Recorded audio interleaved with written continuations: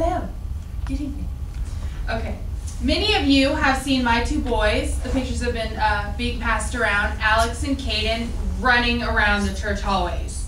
Now, usually you will hear me from a distance yelling, "No running in church. This is God's house," which, for the record, does not work. It does not work. I don't even know why I do it really, because they merely slow down their running speed. They don't actually stop running. So I'm still coming up with a strategy on that one. But I have two very energetic boys, and one of the hardest parts of my day is actually getting them up in the morning. So I would like to walk you through the process that I take so that you guys will know why I love the weekends. So there are 3 main steps to get my children up. The first one is actually physically waking them up, and the second one is getting their clothes on, getting them dressed, their teeth and hair brushed, and the last one is actually getting them in the car and ready for departure. Now, I consider myself an expert on the matter because I do it every day, but I do realize that all kids are different and all parents do it differently and everybody reacts differently to different situations. So I get that, okay? So the first step of the process is waking my kids up. Now, I prefer to wake my kids up in a very gentle and soft manner, which people would find surprising because I'm actually a very loud person. But what I tend to do is I'll turn on their television, I'll put in their favorite movie, Horton Hears a Who. Yeah, and I'll turn the volume up noticeably so that they can start to hear the difference in their surroundings. And then I'll whisper in their ear that it's time to get dressed and go see your friends and play, and I'll rub and massage your backs. And that'll usually work. That will usually work. They'll start to stretch and open their eyes. And my husband knows in advance that he's going to get beat up during the speech. So everybody does do it differently. My husband resorts to counting down from 5. If you are not awake by the time he gets to 1, you're getting water sprinkled on you, and he's laughing hysterically because he's a morning person and he thinks it is absolutely hilarious. So I don't think my boys mind the way I do it. I actually feel sorry for them on the days that their dad gets them up. So the next step in the process, once they're actually up, is getting them dressed and their teeth and hair brushed. Now in my home, I think it's important that once they get old enough to dress themselves, that they should do that. I think it promotes individuality and a sense of responsibility too.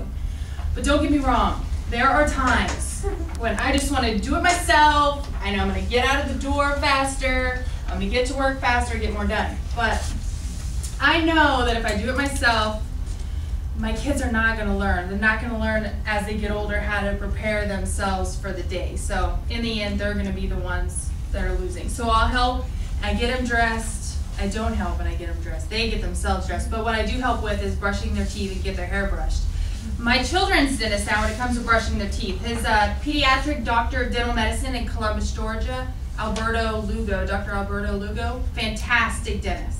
Now, he gave me some really good advice when it comes to brushing my kids' teeth. He says it's so important, no matter how much older your kids get and how much they feel like they want to do it themselves, that they still get assistance. Because it's imperative that their entire mouth gets clean, and we all know that little kids sometimes can miss some spots or just, oh, I'm done, you know. So once that gets happened and they get their teeth brushed, then I'll brush their hair, which is ridiculous. It's an entire new challenge all on itself because my kids' hair, everybody look at my husband's hair, my kids' hair is thick and unruly and it does not obey. Hairspray doesn't work, mousse doesn't work. We usually resort to just dousing their heads in water and then doing it. I'm just kidding. We're a tough crowd. I don't douse my kids' heads in water. So by now you guys are probably thinking, wow, holy moly, what a task. Although some of you have kids, so you understand. But that's actually not the hardest part. The hardest part is what's to come, because we got to get their coats on, and we have to actually get them in the car. And getting my kids' coats on, it's a challenge, because they don't like the bulkiness, and they don't understand why they have to wear coats. It could be -20, and they don't want to wear a coat. They fight me. So through all the back talking and the begging, Mommy, please, I don't wanna, don't. Their coats get on nonetheless though. And they get on and they get zipped and they get buttoned, by golly. And then we shut off the lights, We shut and lock the door, and then we go out into the parking lot, which is the scary part, because some days, some mornings are great. I mean, my kids just act like zombies. They don't want to move. I have to carry them, their limp bodies, to the cars. Other mornings, my kids will sprint the entire parking lot with me chasing after them. Some mornings, when they actually get in the seat, they want to buckle themselves like big boys. Other mornings, my fingers are broken. I don't know how they broke. This is horrible. I'm crying, real tears. All right? But once we get them in the car, I'm usually good to go. The trip to daycare is nice. We do quiet time, listen to Alvin and the Chipmunks. Yeah. So we're good. And about this time, you'll usually hear me go, oh my goodness.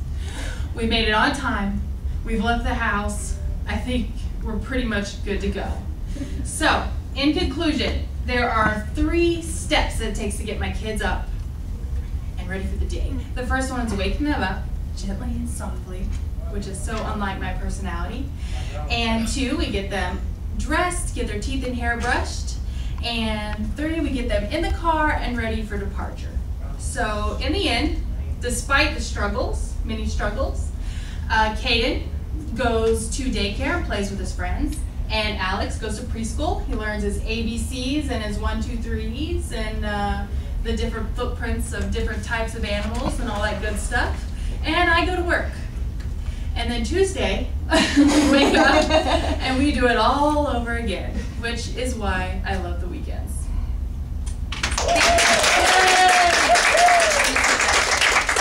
Thank you for being my guinea pigs.